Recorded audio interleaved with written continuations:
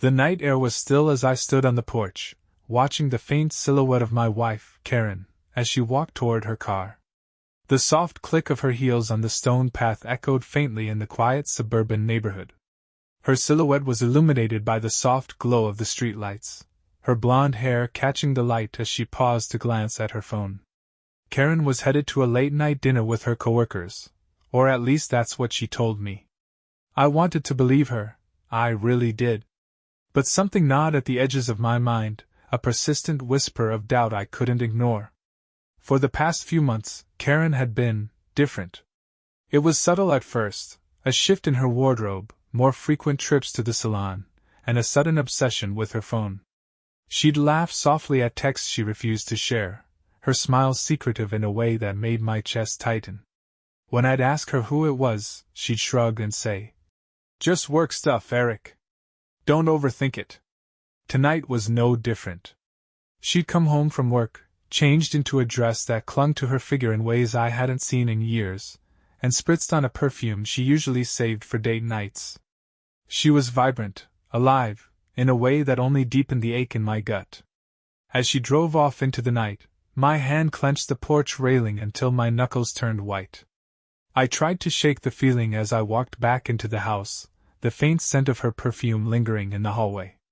I poured myself a drink and sank into the leather couch, the warmth of the whiskey doing little to calm my nerves. Karen and I had been married for 13 years.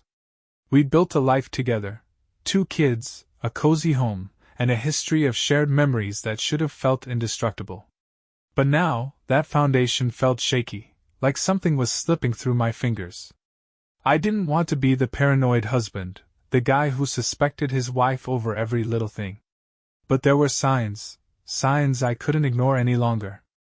It started a few months ago, when Karen began coming home later than usual, claiming long meetings and work dinners. She was a marketing manager at a mid-sized firm, a job that had never demanded late hours before.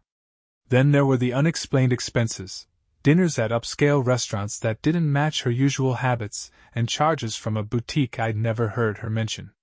And then there was her coworker, Dean. Dean was younger, ambitious, and overly charming in a way that grated on my nerves. He joined Karen's firm 6 months ago, and since then, his name had been slipping into conversations more often than I liked. Dean this, and Dean that. Dean, who was apparently a marketing genius. Dean, who always knew the best restaurants for client meetings. Dean, who seemed to text Karen at all hours of the day. At first, I chalked it up to professional camaraderie. Karen had always been friendly with her colleagues, and I'd never had a reason to question her loyalty before. But lately, her affection for Dean felt different. It was in the way she'd light up when she talked about him, her laughter a little too bright, her smile a little too soft. I told myself I was imagining things, that I was reading too much into harmless interactions. But tonight, as Karen disappeared into the night with an excuse that felt too convenient, I couldn't shake the nagging suspicion that something was deeply wrong. I spent the rest of the evening pacing the living room, my thoughts spiraling into worst-case scenarios. I replayed every interaction, every clue, every lingering glance Karen had ever shared with Dean. Was I losing her? Was there something I could have done to stop this? At midnight, my phone buzzed with a message from Karen. "Heading home soon. Don't wait up." I stared at the text, my jaw tightening. She was always careful with her words, never giving me a reason to doubt her directly. But the timing, the secrecy, it was all too much. As I lay in bed that night, I made a decision. If there was something going on, I needed to know. I couldn't live in this limbo, questioning every word, every action, every excuse. Tomorrow, I'd take the first step toward uncovering the truth. I didn't know where it would lead me, but one thing was certain: I couldn't ignore the shadows of doubt any longer.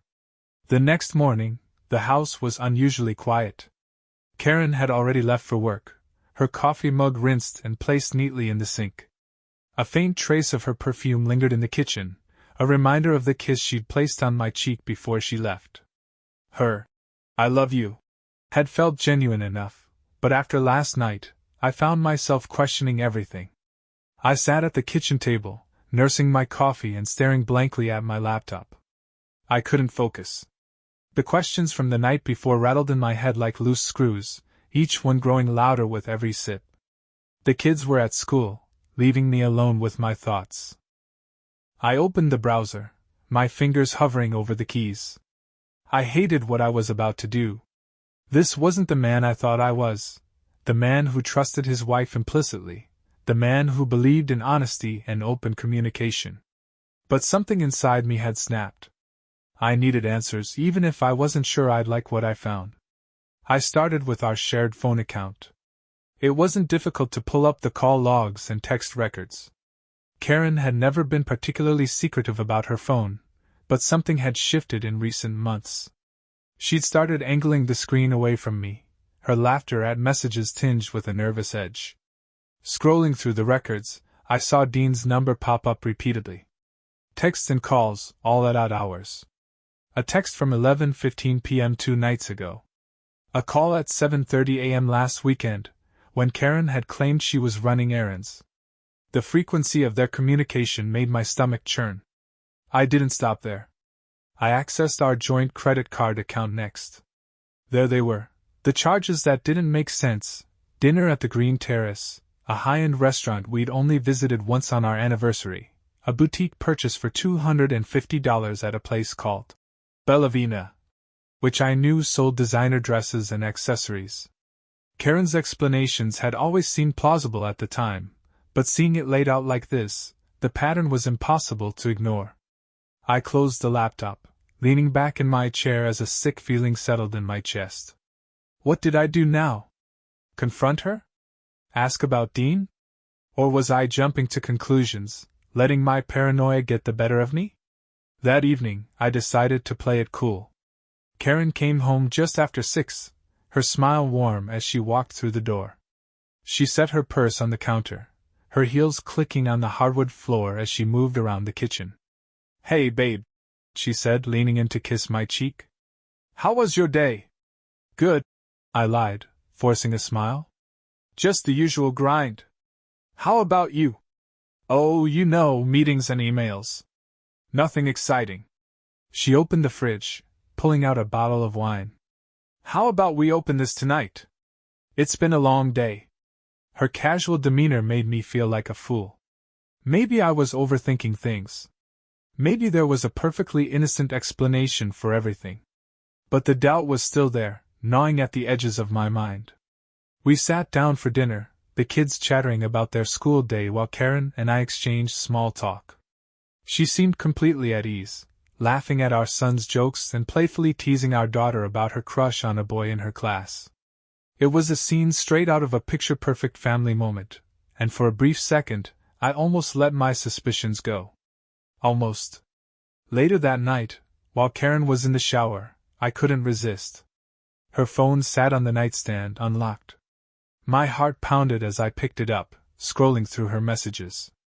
Most were harmless, chats with friends, reminders from her yoga instructor, even a cute message from our daughter. But when I opened the thread with Dean, my stomach dropped.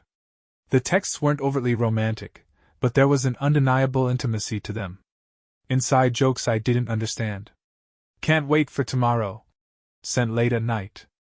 A photo of Dean holding up a glass of wine with the caption, "Cheers to the best partner in crime." It wasn't damning, but it wasn't nothing.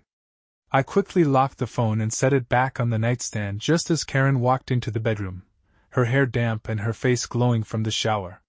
She smiled at me as she climbed into bed, pulling the covers up to her chin. "You okay?" she asked, her tone soft. "You seem quiet tonight." "I'm fine," I lied again, plastering on a smile. "Just tired." She reached over and squeezed my hand. "Don't work yourself too hard, Eric. You need to take care of yourself." I nodded, swallowing the lump in my throat. As she drifted off to sleep, her breathing slow and even, I stared at the ceiling, my mind racing. Tomorrow, I'd take things a step further. I'd contact a private investigator. If there was nothing to hide, then no harm done.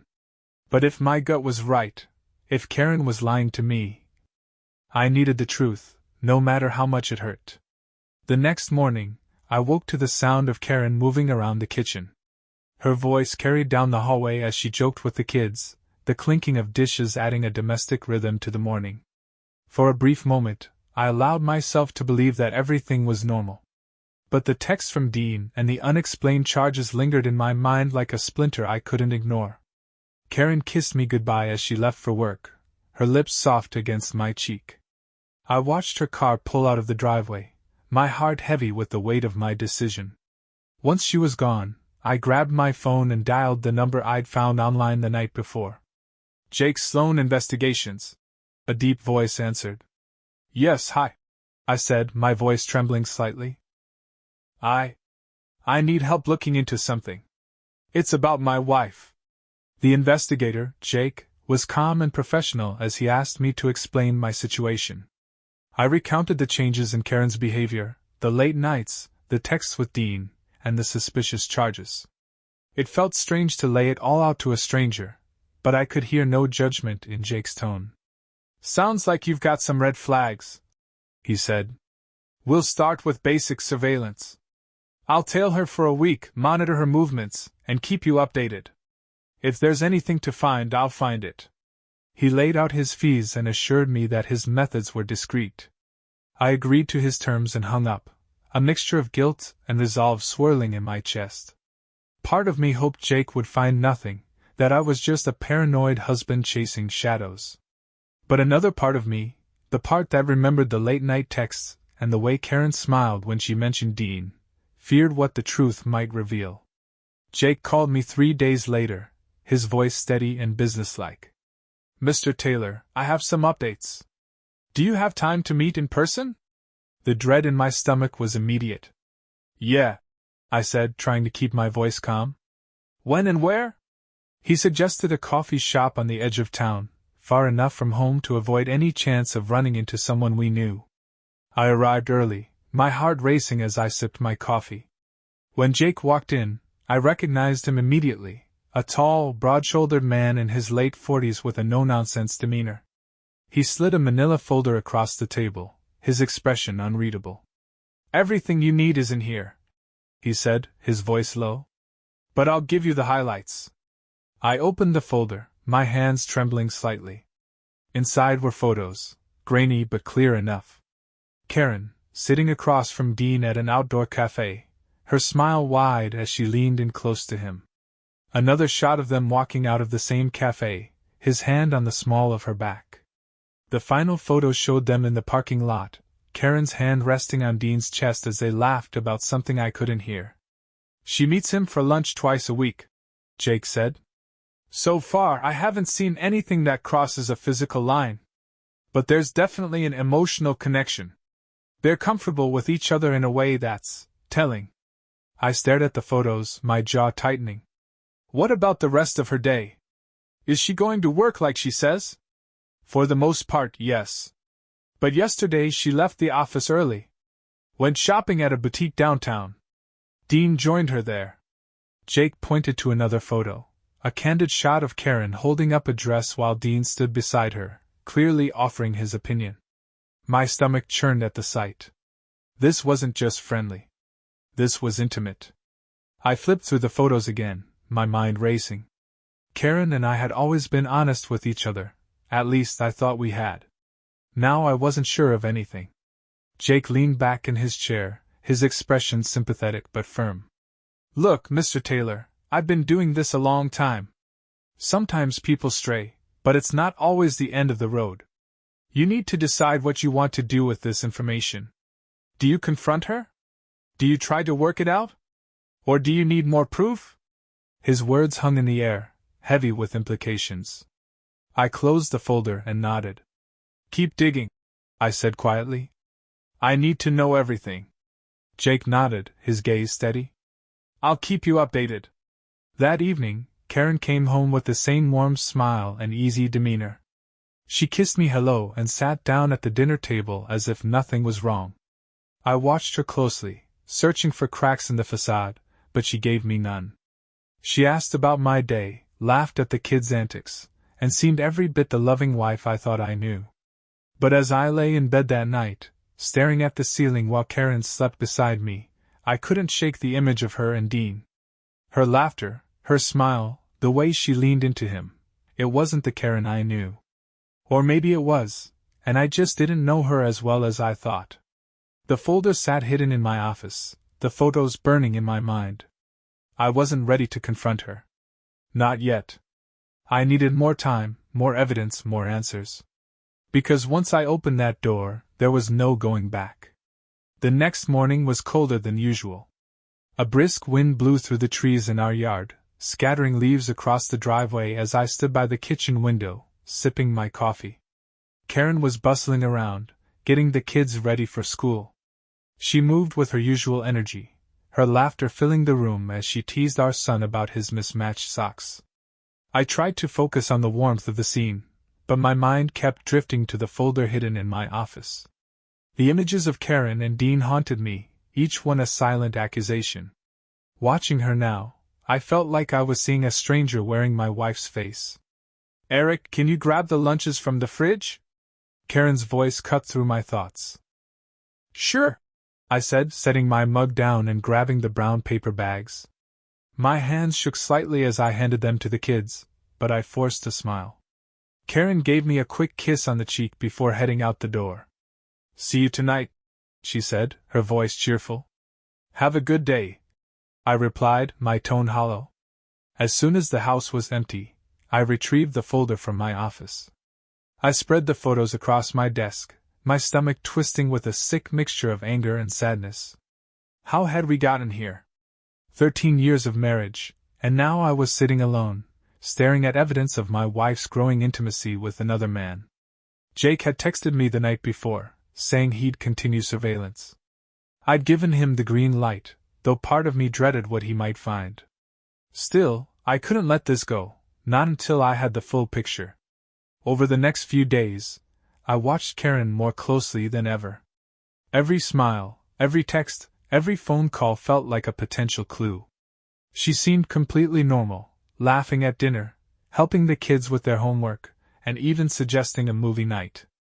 It was enough to make me doubt myself, to wonder if I'd misread everything. But then there were the moments that didn't add up, the late-night texts she'd angle away from my view, the quick trips out of the house with vague excuses. On Thursday, she mentioned needing to pick up a package from the mall. I offered to go with her, but she waved me off, saying it was just a quick errand. When she returned an hour later, her shopping bag was from a store that didn't sell packages. Instead, it was a boutique specializing in high-end clothing. She claimed it was a gift for a coworker, but she avoided my eyes as she said it, her voice just a little too casual. By Friday, I was on edge. Jake had promised an update that evening, and I spent the entire day distracted, checking my phone every few minutes. When his call finally came, I answered on the first ring. "Mr. Taylor," Jake said, his tone serious. "I've got something new for you." My heart sank. "What is it?" "She met Dean again this afternoon. They had lunch at the Green Terrace. Afterward, they went for a walk in the park nearby. There's something else, though." "What?" I asked, my voice barely above a whisper. "She booked a hotel room." The words hit me like a punch to the gut. "Are you sure?" "I watched her walk in and speak to the clerk," Jake said. "She had a small bag with her.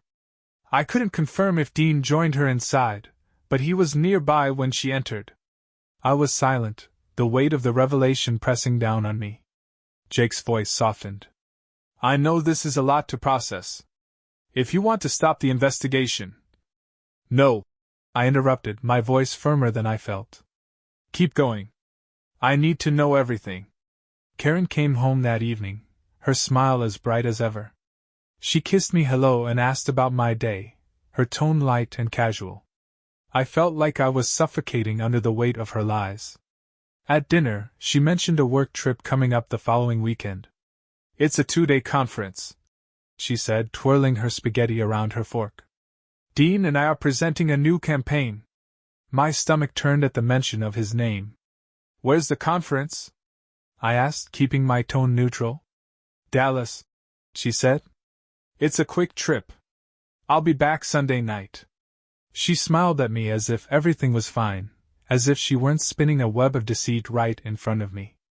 I nodded, forcing a smile, but inside, I was seething. That night, after Karen fell asleep, I lay awake staring at the ceiling. The hotel room Jake mentioned replayed in my mind like a broken record. I wanted to shake her awake, demand answers, demand the truth. But something held me back. Confronting her without concrete proof might only give her a chance to spin more lies. Instead, I decided to use the weekend to gather more information.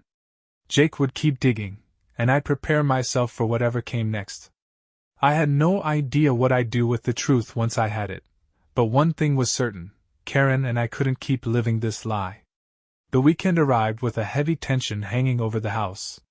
Karen was cheerful as usual, humming a tune while making breakfast for the kids.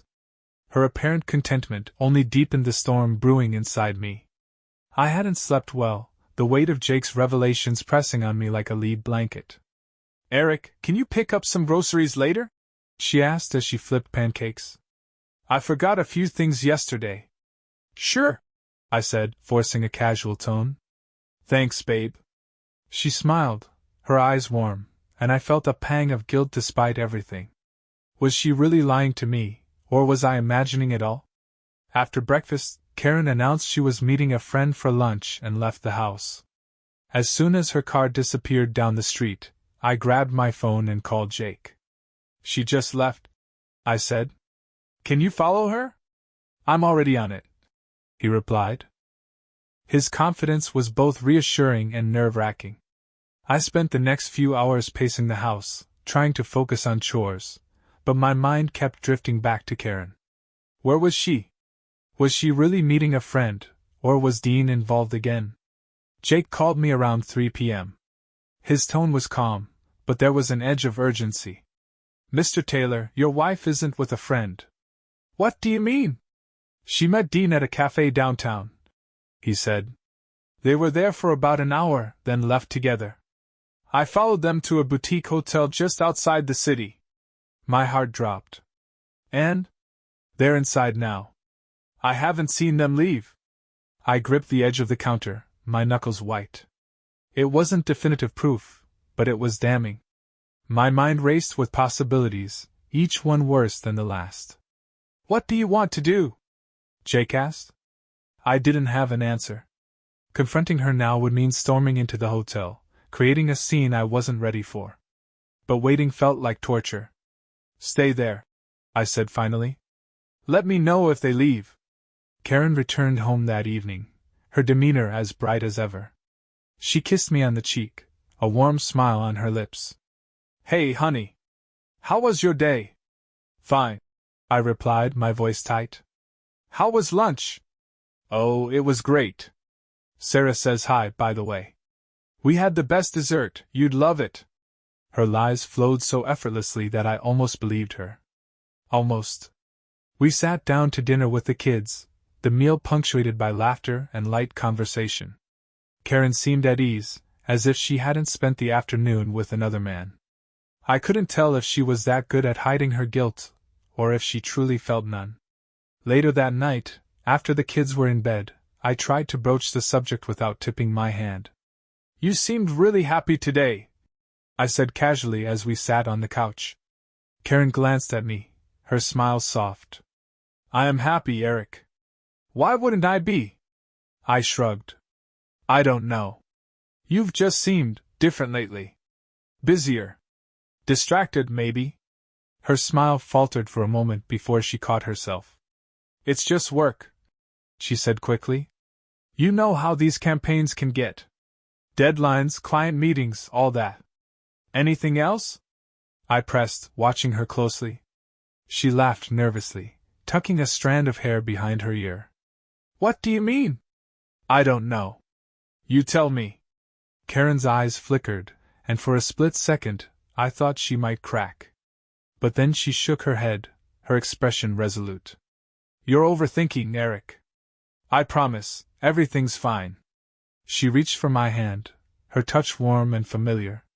But it felt hollow now, like a mask covering something darker. I forced a smile, nodding as if her reassurance meant something. Inside, my heart felt like it was splintering. The next morning, Jake called again. "Mr. Taylor, we've got a development." My stomach churned. "What is it?" "Dean's wife is out of town for the weekend. Your wife and Dean spent several hours at the hotel yesterday, and they're planning to meet again today." I swallowed hard, my throat dry. "Did you hear that directly?" "Not exactly. I overheard parts of their conversation when they left the hotel. They were close." The implication was clear. Whatever was happening between Karen and Dean had gone beyond emotional intimacy. I thanked Jake and ended the call, my mind reeling. Karen had mentioned going shopping later. Another convenient excuse, another opportunity to lie. My resolve hardened. I needed to see this for myself. I couldn't live in the shadow of doubt any longer. That afternoon, I told Karen I had an errand to run and left the house. Jake sent me a text with her location, a park near the boutique hotel where she'd met Dean the day before. My hands gripped the steering wheel tightly as I drove, my heart pounding in my chest. When I arrived, I parked a distance away and scanned the area. Karen was sitting on a bench under a large oak tree. Dean sat beside her, his body angled toward hers. They were deep in conversation, their heads close together. I watched as Karen laughed, her hand brushing Dean's arm. The intimacy between them was undeniable. My chest tightened as anger and heartbreak swirled within me. This was my wife, the woman I'd built a life with, the mother of my children, and she was here with another man, sharing a connection that used to be ours. I took a deep breath, steadying myself. My instincts screamed at me to confront them, to demand answers, to make her see the pain she was causing. But I held back, knowing I needed to think carefully about my next move. As I sat there, watching the woman I thought I knew so well, one thing became clear: this was far from over. I stayed in my car, parked under the shade of a sycamore tree, my eyes locked on Karen and Dean. Every laugh, every subtle touch, every lingering glance was like a dagger to my chest. It was one thing to imagine the betrayal, but seeing it unfold in front of me was a level of pain I hadn't prepared for. Karen looked radiant, her laughter ringing out as she spoke to Dean. She was animated in a way I hadn't seen in years, her eyes sparkling with a joy that I hadn't been able to bring out of her in what felt like forever. It hurt to realize that she was giving a piece of herself to someone else, something I thought was meant only for me. I gripped the steering wheel tightly, my knuckles turning white. My first instinct was to march over there and confront them, to demand answers and force Karen to admit what she'd been doing. But as I sat there, I realized I wasn't ready. I needed more than the image of them sitting on a park bench. I needed undeniable proof, something Karen couldn't spin or deny. I took out my phone and texted Jake. "Are you close?" His reply came within seconds. "Nearby." "What's happening?" "They're together. At the park. I'm here too, watching." "Stay put. I'll handle it." About 10 minutes later, Jake's car pulled into the lot. He didn't approach me or even glance in my direction. Instead, he got out, casually dressed in jeans and a baseball cap, and began walking his dog, a large, lumbering golden retriever. It was a clever disguise.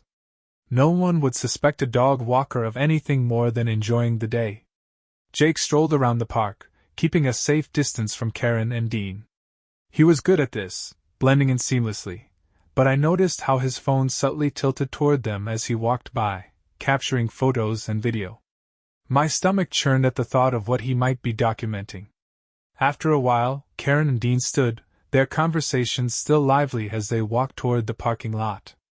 Jake followed at a distance, his phone held low but pointed in their direction.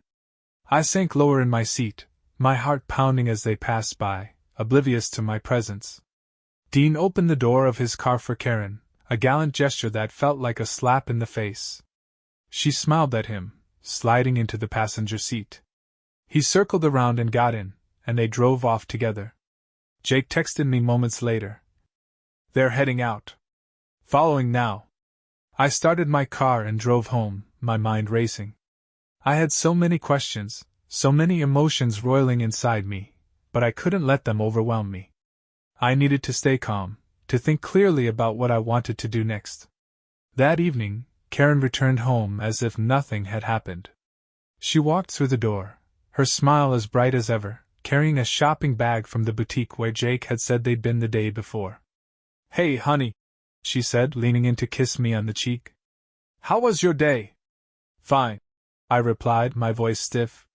She didn't seem to notice. "I found the cutest scarf today," she continued, pulling it out of the bag and draping it around her neck. "What do you think?" "It's nice," I said flatly, forcing myself to meet her eyes. "Looks expensive." She laughed lightly, waving a dismissive hand. "Oh, it wasn't bad. Besides, I deserved a little treat after this week." Her casual demeanor, her ease with lying, made my blood boil. But I kept my emotions in check, biding my time. I wouldn't confront her tonight, not yet. I needed to see what Jake uncovered from today's surveillance. If she had gone somewhere with Dean, I needed to know. I needed to be certain. Jake called me later that night after Karen had gone to bed. His voice was calm but carried a weight of seriousness. "They went to a hotel," he said. "Same place as before." I closed my eyes, my chest tightening. "Did you see them go in together?" "Yes." "Same routine as yesterday." "They parked nearby, walked in separately, but they were clearly meeting inside." "I stayed until they left." "And?" I prompted, my voice barely a whisper. "They stayed for about 2 hours," Jake said. "When they came out, they didn't even try to hide it. They were laughing, walking close. Look, Mr. Taylor, I've got enough evidence now if you're ready to confront her, or if you want to take this to a lawyer." The finality in his tone made it clear. This wasn't just suspicion anymore. Karen was cheating on me. I didn't sleep that night. I lay in bed staring at the ceiling, Karen's peaceful breathing beside me a cruel reminder of her betrayal. My mind raced with questions. How long had this been going on? Did she ever love me? Was there a way back from this? By morning I had my answer. There was no going back. The morning sun crept through the blinds, casting long shadows across the bedroom as Karen stirred beside me. She let out a soft sigh, stretching languidly before turning to face me. Her eyes fluttered open, and she smiled, a warm, unguarded smile that made my chest tighten. "Morning, honey," she murmured, her voice groggy but sweet. "Morning," I replied, keeping my tone even. I watched as she got out of bed and padded into the bathroom, the familiar sound of the faucet running signaling the start of her morning routine. I sat up, my heart pounding in my chest.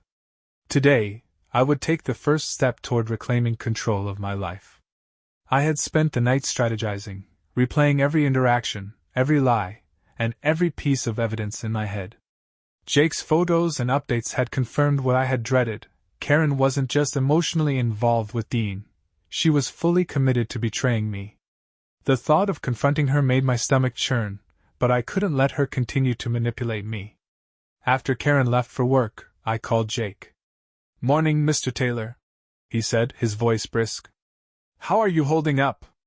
"Not great," I admitted. "But I've made a decision. I want to confront her." Jake paused for a moment. "Do you want me there?" "Sometimes it helps to have a neutral third party." "No," I said firmly. "This is something I need to do on my own." "Understood. Just remember to keep your cool. Stick to the facts, and don't let emotions take over." "I'll try," I said, though I wasn't sure how well I'd manage. When Karen came home that evening, she was all smiles. She walked into the kitchen, setting her purse down on the counter and slipping off her shoes. "Hey, babe," she said brightly. "How was your day?" "Busy," I replied, watching her carefully. "How was yours?" "Oh, you know, the usual. Meetings, emails, more meetings. Nothing exciting." The lie rolled off her tongue so smoothly that it made me wonder how many times she'd done this before. I clenched my jaw, my fists tightening under the table. "Karen," I said, my voice low but firm. "We need to talk." She froze, her smile faltering. "Okay," she said cautiously. "What about?" "About Dean," I said bluntly. The color drained from her face, and for a moment, she didn't say anything. Then she laughed nervously, waving her hand dismissively. Dean? What about him? Don't, I said, my voice sharp enough to cut through her attempt at deflection. I know, Karen. I know about the lunches, the shopping trips, the hotel. Her mouth opened and closed like a fish out of water, her composure slipping. Eric, it's not what you think. Don't lie to me, I interrupted, my voice rising. I've seen the photos. I've seen everything. Jake has been following you for weeks. Her eyes widened in shock. You hired a private investigator? She asked, her voice trembling with a mixture of anger and disbelief. What choice did I have? I shot back. You've been lying to me for months, sneaking around behind my back. Did you really think I wouldn't notice? Karen took a step back, her hands trembling as she gripped the edge of the counter. Eric, please. It's not as bad as it looks. Dean and I. Don't, I snapped. Don't insult me by trying to downplay this. You've been meeting him at a hotel, Karen. What do you think that looks like? She swallowed hard, tears welling in her eyes. I didn't mean for it to happen, she said softly. It got out of hand. Got out of hand? I repeated, my voice dripping with sarcasm. That's the best you've got. Karen wiped at her eyes, her composure cracking. Eric, I never wanted to hurt you. I swear. It was just, things haven't been the same between us and I. Oh, so now it's my fault? I interrupted, my voice rising again. You're blaming me for this? No, she exclaimed, shaking her head. That's not what I'm saying. I'm just trying to explain. I don't want your excuses, I said coldly. I want the truth. How long has this been going on? She hesitated, her eyes darting away from mine. A few months, she admitted finally, her voice barely above a whisper. A few months, I repeated, shaking my head in disbelief. Unbelievable. Eric, please, she said, her voice breaking. I know I've made mistakes, but we can fix this. We can go to counseling, work through it. No, I said firmly, cutting her off. You don't get to decide that. You destroyed this marriage the moment you chose to cheat. I'm done, Karen. Her face crumpled, and she let out a choked sob. Eric, please don't say that. I love you. I love our family. I made a mistake, but I'll do whatever it takes to make it right. I stared at her, my anger giving way to a cold, hollow feeling. It's too late for that, I said quietly. You made your choice, Karen. Now I'm making mine. I turned and walked out of the kitchen, her sobs echoing behind me. As I closed the door to my office, I leaned against it, my hands trembling. The confrontation had been painful, but it was only the beginning. I knew the road ahead would be messy and filled with heartbreak, but for the first time in months, I felt a strange sense of clarity. Karen's lies had unraveled, and now it was time to take back control of my life. I spent the night in the guest room, lying awake as the events of the evening replayed in my mind like a broken record. Karen's tearful pleas echoed in my ears, but they no longer carried the weight they once did. The betrayal had hollowed me out, leaving behind only anger and exhaustion. By the time morning came, I felt like a stranger in my own home. I could hear Karen moving around downstairs, her footsteps hesitant, as if she was walking on eggshells. It was a far cry from her usual confident demeanor, and a bitter part of me took some satisfaction in that. She deserved to feel as off balance as I did. When I finally made my way downstairs, Karen was sitting at the kitchen table, a mug of coffee cradled in her hands. She looked up when I entered, her eyes red and puffy from crying. Good morning, she said softly, her voice tentative. I ignored her greeting, walking past her to pour myself a cup of coffee. The silence between us was heavy, oppressive. She watched me, her eyes searching for something, an opening, a sign of forgiveness, but I gave her nothing. Eric, she said finally, her voice trembling. We need to talk. I turned to face her, my expression cold. There's nothing to talk about. There is, she insisted, setting her mug down with a shaky hand. I know I've hurt you, and I know you're angry, But we can't just ignore this. I'm not ignoring it, I said sharply. I'm done, Karen. You made your choice. Now you have to live with it. Her face crumpled, and tears welled up in her eyes again. I didn't want this, she whispered. I never wanted to lose you. Funny, I said, my voice dripping with sarcasm. Because your actions say otherwise. She flinched at my words, and for a brief moment, I felt a pang of guilt. But I pushed it aside. She didn't deserve my pity, not after everything she'd done. I left the house shortly after that, needing to escape the suffocating tension. I drove aimlessly for a while, my thoughts swirling with anger and sadness. Part of me wanted to call Jake, to vent about everything, but I didn't. I wasn't ready to face anyone else yet. Eventually, I found myself at a quiet park on the edge of town. It was a place Karen and I used to visit when we first started dating, back when things were simpler and our love felt unbreakable. I sat on one of the benches, staring out at the pond as memories of happier times flooded my mind. I thought about our wedding day, how radiant Karen had looked in her dress, how sure I had been that we'd spend the rest of our lives together. I thought about the birth of our kids, the late nights spent rocking them to sleep, the family vacations and inside jokes that had once made our bond feel unshakable. And then I thought about the betrayal, the lies, the deceit, the way she had smiled at Dean like he was her whole world. A sharp pang of grief stabbed through my chest, and I clenched my fists, willing the pain to pass. How had it all gone so wrong? How had the woman I loved become a stranger? When I returned home, the house was eerily quiet. Karen was sitting on the couch, her hands clasped tightly in her lap. She looked up as I entered, her eyes filled with a mixture of hope and dread. Eric, she said softly. Can we please talk? Really talk? I hesitated, then sighed. Fine. Talk. She took a deep breath, her hands trembling as she spoke. I'm sorry, she began, her voice breaking.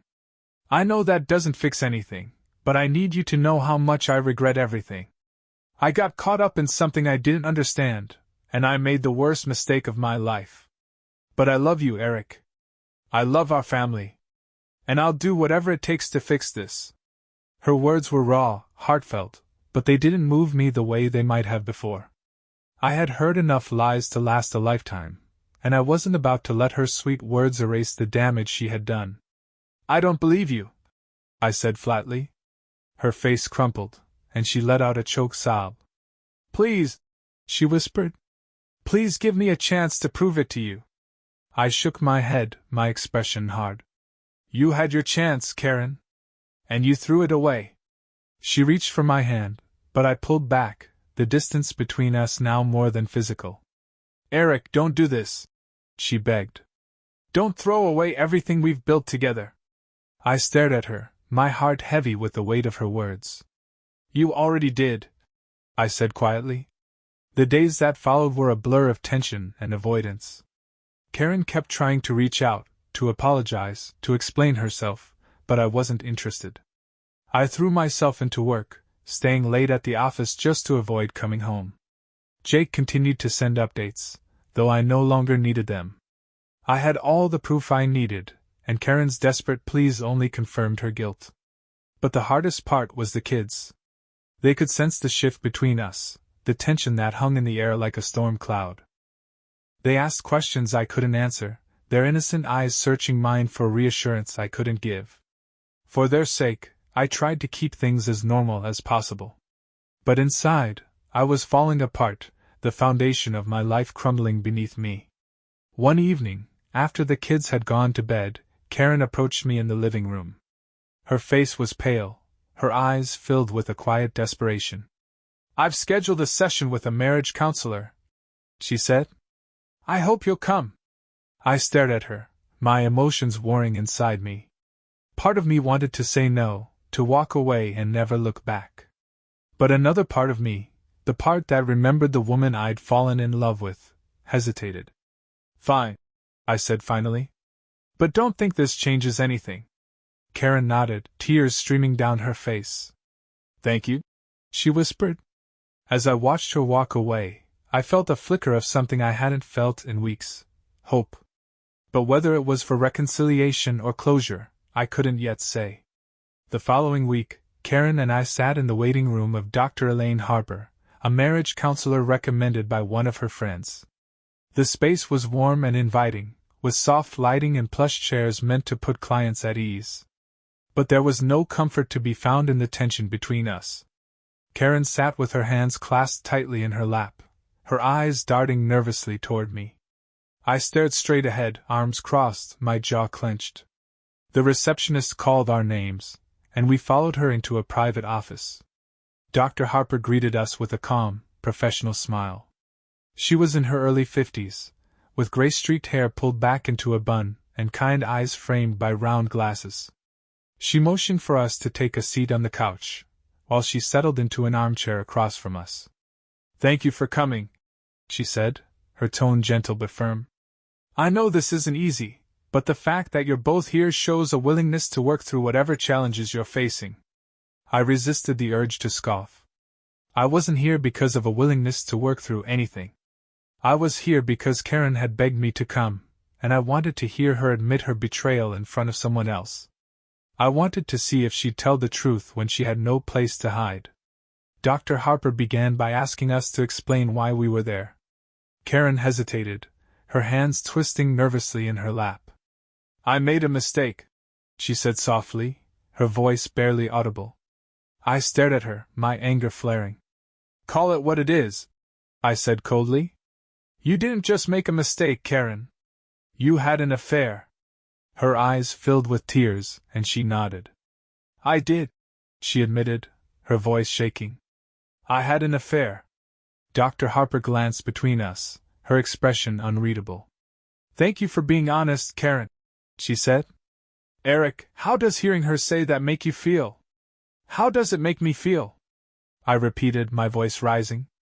"It makes me feel betrayed. Angry. Humiliated. I trusted her, and she destroyed that trust." Karen's tears spilled over, and she buried her face in her hands. "I'm so sorry," she whispered. "I never meant to hurt you."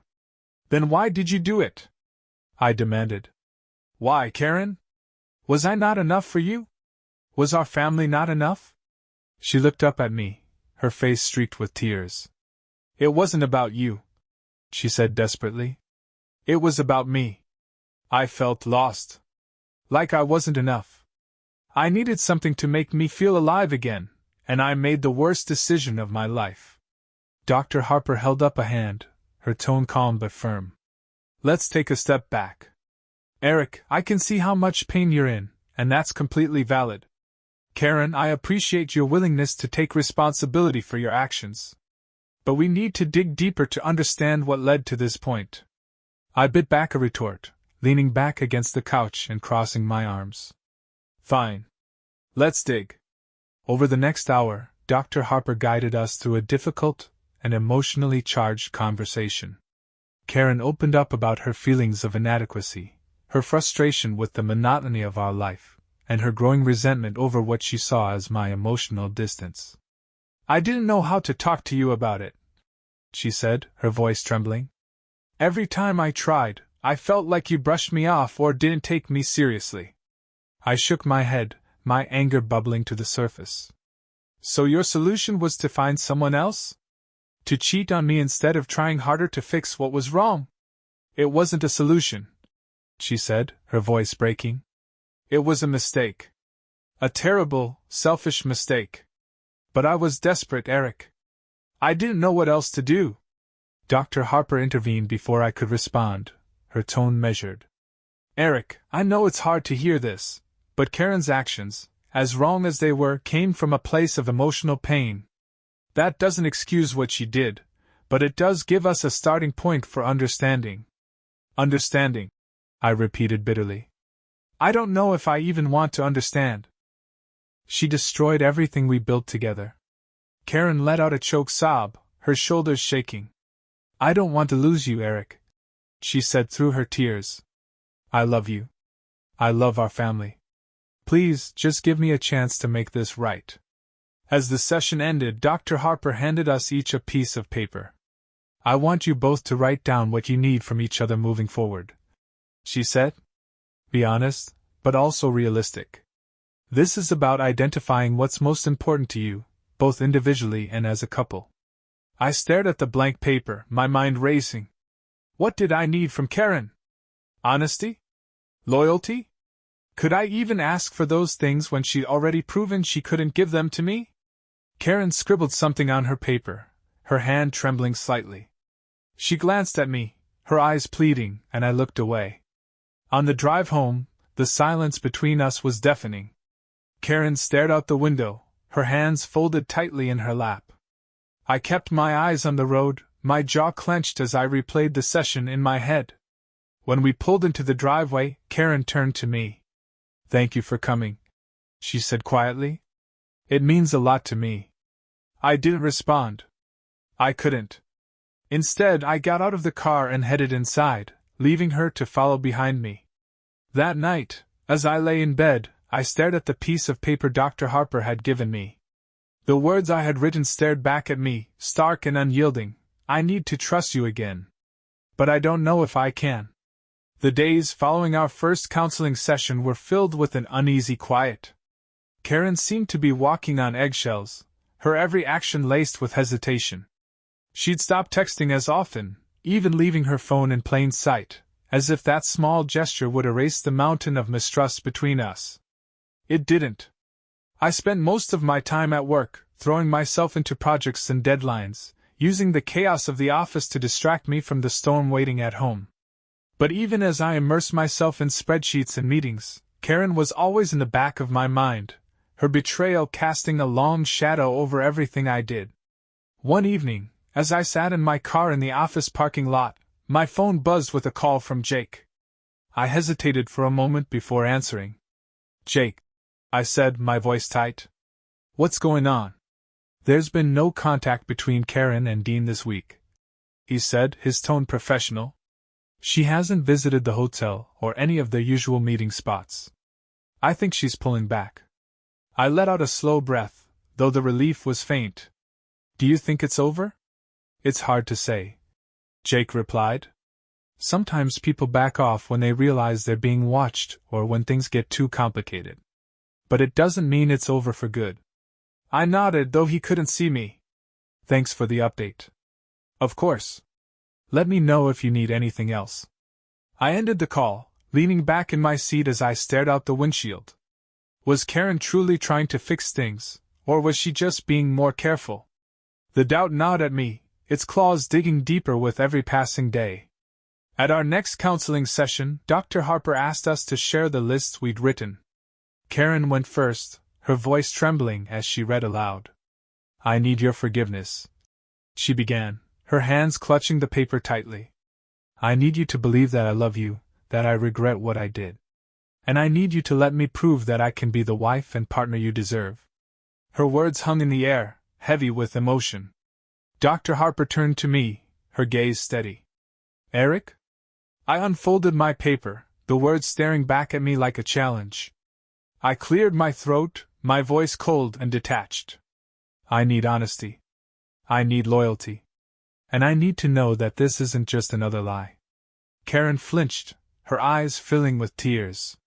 It's not, she said quickly. Eric, I swear. Don't. I interrupted, my tone sharp. I've heard your promises before. Forgive me if I don't take them at face value. Dr. Harper stepped in, her voice calm but firm. Eric, I understand your anger, but we need to focus on what's productive. It's clear that trust is the cornerstone of what you need. Karen, rebuilding that trust will take time and consistent effort. Are you prepared for that? Yes, Karen said without hesitation. I'll do whatever it takes. I stared at her, searching her face for any sign of deception. She looked genuine, but then again, she always had. The session ended with another set of assignments.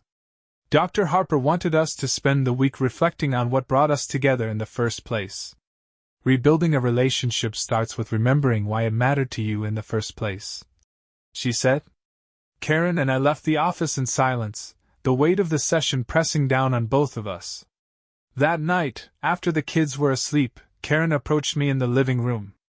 She stood hesitantly in the doorway, her hands clasped in front of her. Can we talk?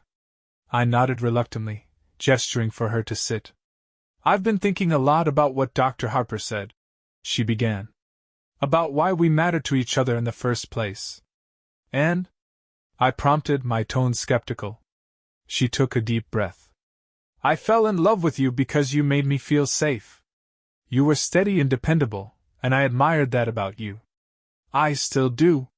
Her words caught me off guard, stirring a flicker of something deep inside me. If that's true, then why wasn't it enough? Her eyes filled with tears, and she shook her head. I don't know, she admitted. I got lost, Eric. I let my insecurities and selfishness cloud everything that mattered. But I see it now, and I hate myself for what I've done to you. I studied her, trying to gauge the sincerity of her words. Part of me wanted to believe her, to let her pull me back into the warmth of the life we built together. But another part of me, the part that remembered the photos, the lies, and the betrayal, held me back. I don't know if I can do this, Karen, I said finally, my voice raw. I don't know if I can ever look at you the same way again. She reached for my hand, her touch hesitant. Please, she whispered. Please don't give up on us. I pulled my hand away, standing abruptly. I need time, I said, my voice tight. That's all I can give you right now. Karen nodded, her tears spilling over as she watched me walk away. In the solitude of the guest room, I lay awake, staring at the ceiling. Karen's words echoed in my mind, mingling with my own doubts and fears. What did I want? Forgiveness? Revenge? Or simply an escape from the pain that had consumed me? For the first time, I wasn't sure if the answers even mattered anymore. The house felt like a fragile shell, the silence between Karen and me so heavy it was almost audible. We went through the motions for the kids' sake, speaking in careful tones and plastering on smiles at dinner, but every glance was weighted, every word another step toward breaking the thin veneer of normalcy we were trying to maintain. I was losing myself in the charade. At work, I'd stare at emails without reading them, the words blurring into meaningless blocks of text.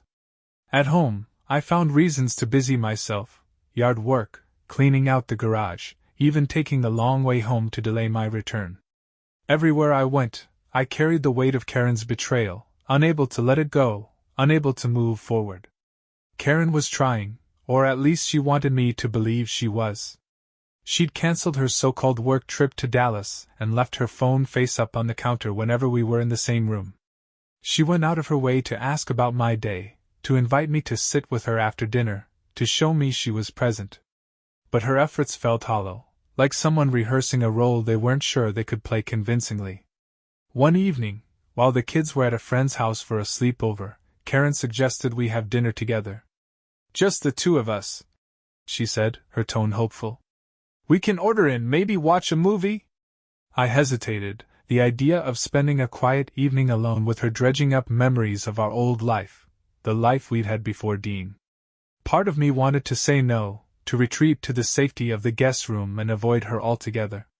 But another part of me, the part that still clung to the love I'd once felt for her, agreed. Fine, I said, my voice neutral. But no movie. Karen nodded, her smile small but genuine. She ordered takeout from our favorite Italian place and set the table with the good dishes, lighting candles as if we were on a date. It felt surreal, like we were playing a twisted game of pretend. The food was delicious, the atmosphere calm, but the tension between us never left. We talked about the kids, about work, about mundane things that didn't matter. Not once did we address the elephant in the room. As we cleared the dishes, Karen hesitated, holding a wine glass in her hand.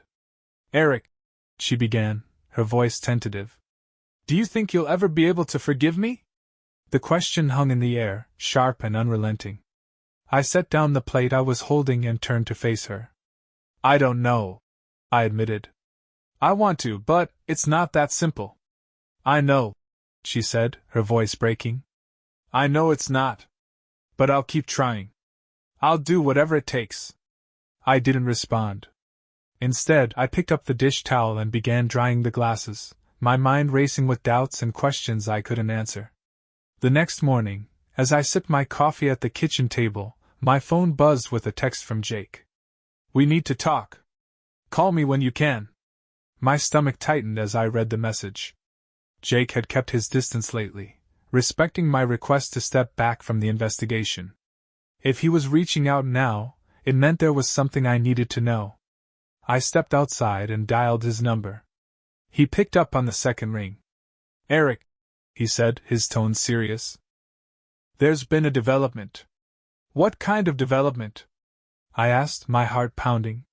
"I was reviewing some old footage from the week I started following Karen," Jake said. "There's something you should see. Can you meet me at my office?" I hesitated, the weight of his words sinking in. "Yeah," I said finally. "I'll be there in an hour." Jake's office was a nondescript building on the edge of town, the kind of place you wouldn't look at twice. He met me in the lobby and led me to a small room filled with monitors and filing cabinets. On the desk was a laptop, its screen paused on a grainy video of Karen walking into the boutique hotel. "This is from the first day I tailed her," Jake said, hitting play. The video showed Karen entering the hotel lobby, her steps confident, her expression calm. Moments later, Dean appeared, his hand brushing hers as they walked to the elevator. "I've seen this already," I said, my voice tight. "What's new?" Jake fast-forwarded the footage, stopping at a scene from later that afternoon. Karen and Dean were walking back to their cars, laughing and talking, but then something happened. A man stepped into the frame, a tall, broad-shouldered figure with an angry expression. He approached Karen, gesturing wildly, and though there was no audio, the confrontation was clear. "Who is that?" I asked, my brow furrowing. "That's what I've been trying to figure out," Jake said. "I ran his plates, but the car's registered under a business name. I haven't been able to track him down yet." The man's behavior was aggressive, his body language hostile as he pointed at Karen and Dean. Karen looked flustered, her hands up in a defensive gesture, while Dean tried to step between them. Eventually, the man stormed off, leaving Karen and Dean visibly shaken. "Why didn't you show me this earlier?" I asked, my voice laced with frustration. Jake sighed. "I didn't think it was relevant at first. But now, I'm not so sure. There's something about this guy. Something doesn't add up." I stared at the screen, my mind racing. Who was this man, and what did he want with Karen? Was he connected to Dean, or was there something else I didn't know? The cracks in the facade of Karen's betrayal were widening, revealing secrets I hadn't even begun to uncover. The video of the unknown man played on a loop in my mind as I drove home from Jake's office. His presence was an unwelcome addition to an already tangled mess, but it added a new layer of urgency to everything. Who was he, and why had he confronted Karen and Dean? The possibilities gnawed at me, each one more unsettling than the last. By the time I pulled into the driveway, I felt no closer to understanding. I stepped into the house, bracing myself for the familiar tension. Karen was in the living room, folding laundry while the kids watched TV. She glanced up as I entered, her smile faltering when she saw the expression on my face. "Everything okay?" she asked cautiously. "Fine," I said curtly, walking past her into the kitchen. She didn't press further, but I could feel her watching me, her worry palpable. I grabbed a glass of water, my mind racing. Should I confront her about the man in the video? Demand answers about who he was and what had happened that day? Or should I wait, let Jake dig deeper before making my next move? I decided to hold back. For now. The following day, Jake called with an update. "I've got a name," he said. "The guy in the video is a man named Greg Walters. He's a contractor, runs his own small business in the area." "What's his connection to Karen and Dean?" I asked, my grip tightening on the phone. "That's where things get interesting," Jake said. "Greg's company recently did some work for the marketing firm where Karen and Dean work. It looks like he and Dean crossed paths on a few projects." "So he knows Dean," I said, piecing it together. "Exactly. I'm still trying to figure out how Karen fits into this, but there's definitely a history between Greg and Dean. And based on the footage, I'd say it's not a friendly one. I let out a slow breath, the pieces starting to align in my mind. Keep digging, I said. I need to know everything. That evening, Karen seemed restless, her movements jittery as she cooked dinner. She kept glancing at me, her eyes filled with unspoken questions, but she didn't voice them. It wasn't until the kids were in bed that she finally worked up the courage to speak. Eric, she said, her voice hesitant. You've been different lately. Distant. Is something going on? I stared at her, the weight of Jake's discoveries pressing down on me. You really want to ask me that? I said, my tone sharp. She flinched but didn't back down. I do. Because I'm trying, Eric. I'm trying to fix what I broke, but I feel like you're keeping something from me now. The irony of her statement made me laugh bitterly. You're unbelievable, I said, shaking my head. Do you even hear yourself? Her expression crumpled, and she looked down at her hands. I know I don't have the right to ask for your trust, she said quietly. But I need to know what's going on. I hesitated, torn between confronting her and keeping my cards close to my chest. Finally, I decided to test the waters. Who's Greg Walters? I asked, my voice steady but cold. Her head snapped up, her eyes wide with shock. What? You heard me, I said, leaning against the counter. Who is he, Karen? She looked like a deer caught in headlights, her mouth opening and closing as she struggled to find words. He's no one, she stammered. Just a contractor we worked with on a project. Really? I pressed, my tone hardening. Because he didn't seem like no one when he confronted you and Dean at the hotel.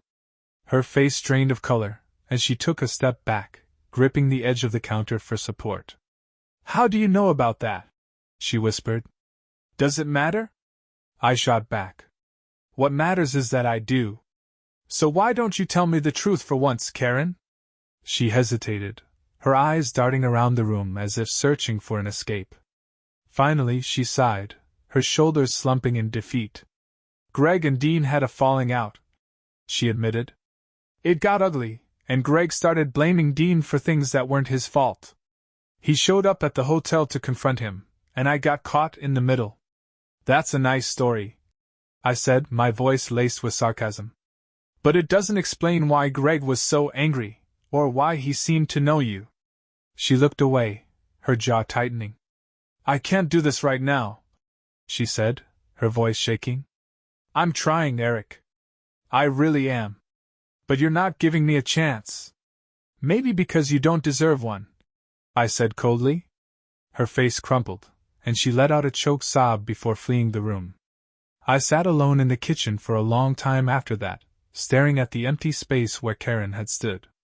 Her explanation felt flimsy, incomplete. There was more to the story, and I was determined to find out what it was. The next day, I called Jake. Keep looking into Greg, I said. I have a feeling he knows more than he's letting on. Jake agreed, and we ended the call. As I hung up, I felt a grim determination settle over me. Karen's lies were unraveling, but I wasn't done yet. There were still too many unanswered questions, and I wouldn't rest until I had the truth. The tension between Karen and me had reached a boiling point. Every conversation felt like a battle, every glance a silent accusation. She was trying harder than ever to show me she was committed to fixing things, but her efforts only highlighted the fractures in our relationship. The trust was gone, replaced by a cold, unrelenting distance that neither of us knew how to bridge. Jake called me 2 days later with another update. I've been digging into Greg Walters, he said, his tone grim. And I think we've found our missing piece. I gripped the phone tightly, my heart pounding. What is it? Greg has a history with Dean. They worked together on several projects before their falling out, but it goes deeper than that. Greg's wife left him 6 months ago, and from what I've uncovered, Dean was involved. The air seemed to leave the room. You're saying Dean had an affair with Greg's wife? That's exactly what I'm saying, Jake confirmed. And from what I can tell, Greg found out and confronted him about it. Things got heated, and Greg ended up losing a major contract because of the fallout. He's been after Dean ever since. The pieces clicked together in my mind, each one more damning than the last. And Karen? I asked, my voice tight. How does she fit into all this? That's the part I'm still working on, Jake admitted. But based on what we've seen, it's possible Karen didn't know about Greg and Dean's history when the affair started. Or she did, and she didn't care. The thought made my stomach churn. Karen had always been someone I thought I could count on, someone who would never deliberately hurt another person. But now, I wasn't sure I knew her at all. Keep digging, I said, my voice cold. I want everything. That evening, Karen was waiting for me when I got home. She was sitting at the kitchen table, her hands clasped tightly in front of her, her eyes red and puffy from crying. We need to talk, she said softly. I dropped my keys on the counter and crossed my arms, leaning against the wall. About what? She took a deep breath, her hands trembling. About Greg, she said. And about what really happened. Her admission caught me off guard, and for a moment, I couldn't find the words. Go on, I said finally, my voice guarded. She hesitated, her eyes filling with tears. Greg confronted Dean at the hotel because of me, she admitted. He found out about the affair, and he was furious. He said he wanted to ruin Dean's life, and I guess I was just collateral damage. The words hit me like a punch to the gut. So you're admitting it now? I said, my voice rising. You knew about Greg and his wife, and you still went through with it? She shook her head quickly, tears streaming down her face. No, Eric. I swear I didn't know at first. I didn't even know who Greg was until he showed up that day. But once I found out, I was too deep in it to stop. I stared at her, my anger boiling over. Too deep in it to stop? I repeated, my voice dripping with disbelief. You're unbelievable, Karen. You had every chance to end this, and instead, you just kept digging the hole deeper. She sobbed, her shoulders shaking as she buried her face in her hands. I was scared, she said, her voice muffled. I didn't know how to get out of it without everything falling apart. Newsflash. I snapped. Everything already fell apart. She looked up at me, her eyes pleading. I made a mistake, she whispered. A terrible mistake. But I'm trying, Eric. I'm trying to fix it. I shook my head, my jaw tightening. You don't get to call this a mistake, Karen. You made a series of deliberate choices, and now you're paying the price. The room fell silent, the weight of my words hanging heavy in the air. Karen's sobs quieted, and she looked down at her hands, defeated. What happens now?